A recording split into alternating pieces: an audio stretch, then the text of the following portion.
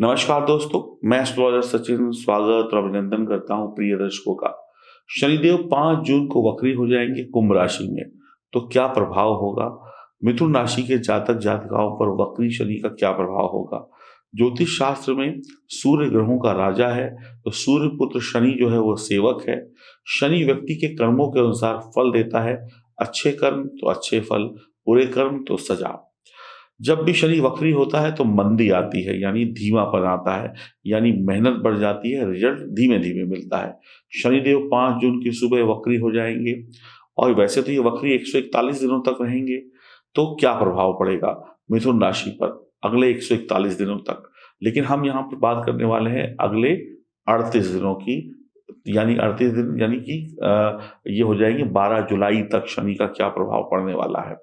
क्योंकि अभी जो शनि वक्री हो रहे हैं वो कुंभ राशि में हो रहे हैं। 12 जुलाई के बाद शनि मकर राशि में जाकर वक्री हो जाएंगे, तो उसकी गणना दूसरी होगी। हम बात करेंगे 5 जून से 12 जुलाई तक की। तो 12 जुलाई तक शनिदेव मिथुन राशि वालों के लिए क्या परिणाम लेकर आ रहे हैं, आइए इस विषय पर विस्तार से चर्चा करते हैं। जैसा कि आप जानते हैं मिथुन राशि के स्वामी बुध हैं और बुध और शनि की आपसी मित्रता भी है।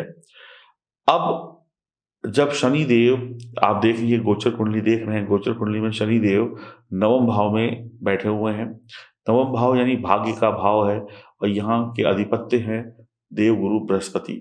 अब देवगुरु बृहस्पति और शनि का बहुत अच्छा संबंध है।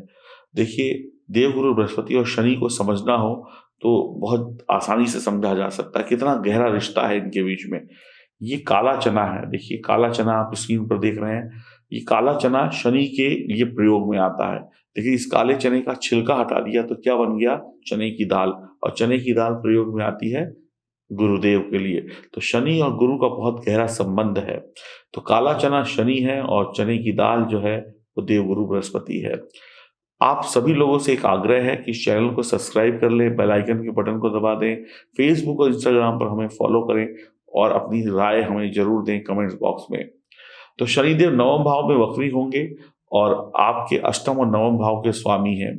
8वां घर परिवर्तन का होता है। किसी भी बड़े परिवर्तन को जब भी देखना होता है तो 8वें घर से देखा जाता है। 8वां घर दीर्घायु का भी होता है। 9वां भाव भाग्य का होता है। तो आपको भाग्य का सपोर्ट तो मिलने वाला है। भाग्य से नाम, पैसा और शोहरत तो आप कमाने वाले हैं, लेकिन चिंताएं भी होंगी और सेहत भी खराब होगी। दुर्घटनाएं आपको परेशान कर सकती हैं और आपकी परेशानियां बढ़ सकती हैं, या कहें लापरवाही की तो रोग बढ़ सकते हैं। हर रोग को हल्के में ना लें, समझदारी से उसका इलाज करें। या अचानक से आपको कोई रोग का पता चल सकता है जिसकी वजह से आप कहें कि ये क्या हो गया, अब कल तक तो बिल्कुल ठीक था, आज एकदम से इतनी बड़ी बीमारी कैसे शरीर में निकल आई।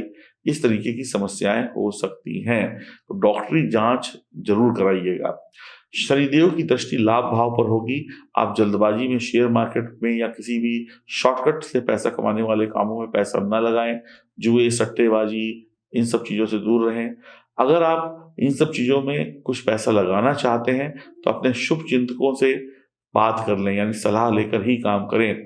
आपके जो घर परिवार के लोग हैं, आपके जो बॉस हैं, आपके जो सहकर्मी हैं, आपके जो पड़ोसी हैं, उनसे प्यार से बात करिएगा। जुबान पे गुस्सा नहीं होना चाहिए। गलत रास्ते पर चलकर धन कमाने आपको महंगा पड़ सकता है, आपकी कमाई को डुबो सकता है। पैतृक संपत्ति मिलने के योग बनते हैं। ससुराल पक्ष अमीर होता चला जाएगा। काम के सिलसिले में यात्राएं होंगी। यात्राएं बहुत ही संभल कर करनी होंगी। शिक्षा में रुकावट आ सकती है। भाई बहन से समझदारी पूर्वक ही बात करें। घरेलू जो और लोग रहते हैं उनसे भी प्यार से बात करिएगा। काम काजी लोगों से भी प्यार से बात करिएगा, क्योंकि जुबान इस समय में आपको परेशान कर सकती है। घर में क्या कहते हैं, समस्याएं पैदा हो सकती हैं। वैवाहिक जीवन में छोटी मोटी समस्या पैदा हो सकती है। किसी भी बात को बिना सोचे समझे मत बोलिएगा। घरेलू या कामकाज की समस्या जन्म ले सकती है, यानी घर में कलह हो सकता है। ऑफिस में बहसबाजी, तू मैं होने की वजह से चिंताएं बढ़ सकती हैं। इस समय में आप अपनों पर कम भरोसा करेंगे और परायों के साथ ज्यादा रहेंगे, या कहें आपके अपने आप को उतनी मदद नहीं कर पाएंगे जितना कि पराये साथ दे देंगे। पैसा हाथ में बिल्कुल भी टिकेगा नहीं। 12 जुलाई के बाद आपको शनि की ढैया भी शुरू हो जाएगी, तो आपको और कष्टदायी समय होगा। तो 12 जुलाई तक की अभी हम बात कर रहे हैं, तो 12 जुलाई के बाद आपके जीवन में, आपके कार्य क्षेत्र में परेशानियां बढ़ सकती हैं, लेकिन ज्योतिष और अध्यात्म में रुचि बढ़ सकती है। मिथुन राशि वाले मछली, मांसाहार को बिल्कुल त्याग दें, शराब को त्याग दें और अधिक मसालेदार भोजन को बिल्कुल त्याग दें। सादा जीवन, उच्च विचार रखिएगा तो परेशानी कम होंगी। 12 जुलाई तक तो बहुत अधिक हानि नहीं होगी, लेकिन शुरुआती 38 दिन को अगर आपने ठीक से गुजारा तो फिर आगे आने वाले दिनों को भी आप कंट्रोल कर पाएंगे। माता पिता और शिक्षक का बहुत सम्मान करिएगा, गुरु का अपमान मत करिएगा। 12 जुलाई से पहले तीर्थ यात्रा के भी आपको बहुत सारे लाभ मिलेंगे। ध्यान रहे, बीमारियों को वक्त लगेगा ठीक होने में, जल्दी चीजें ठीक नहीं होंगी। आप दूसरों की सहायता करेंगे तो शनिदेव आप पर और मेहरबान होंगे। शनि आपको परेशान नहीं करेंगे, यानी दूसरों की हेल्प करिएगा।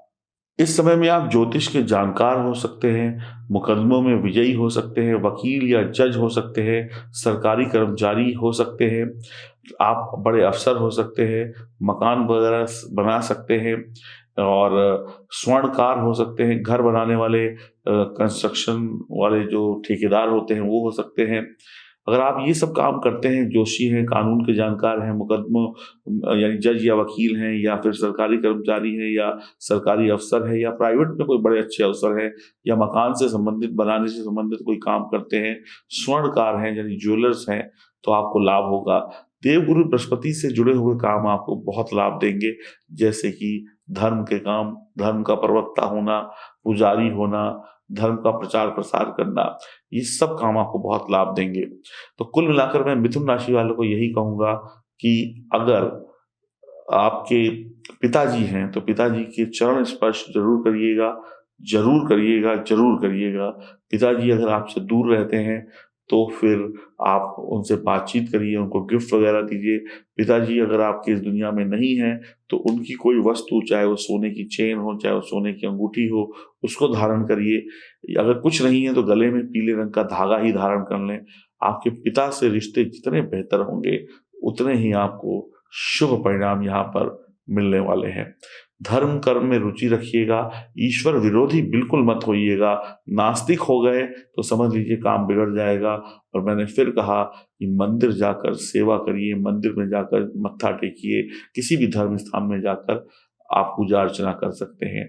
कुछ और उपाय बता रहा हूं, जैसे कि अगर मौका लगता है, कहीं पे कोई सपेरा दिखाई पड़ता है तो सांप को दूध पिला सकते हैं, शराब का दान कर सकते हैं भैरव मंदिर में जाकर। ये आपके लिए बहुत अच्छे उपाय रहेंगे। दूसरों की सहायता करना और अपने कर्मों को अच्छा रखना शनि का बेहतरीन उपाय है। अंतिम बात बोलूंगा, मांस मछली शराब का पीना और खाना, या अपने घर में शराब का रखना और दोस्तों यारों में शराब की पार्टी देना या शराब का गिफ्ट देना आपके लिए बड़ी मुसीबत का कारण बन सकता है। तो सावधान रहिएगा, गलती करेंगे तभी सजा मिलेगी। अगर आपकी जन्म कुंडली में ग्रहों की स्थिति बेहतरीन है तो बहुत ज्यादा चिंता करने की आवश्यकता नहीं है, और अगर बेहतरीन नहीं है तो दिए गए नंबरों पर तुरंत संपर्क करके अपनी जन्म कुंडली की जांच कराएं, क्योंकि ये 38 दिन तो अच्छे बीतेंगे ही बीतेंगे। अगर ये नहीं बीते तो आगे आने वाले दिन तकलीफ में बीत सकते हैं। तो अपनी कुंडली बनवाइए, परिवार की कुंडली बनाइए, ताकि सब लोग सुरक्षित रह सकें और पैसा भी कमाएं और हेल्थ भी अच्छी रहे। नमस्कार।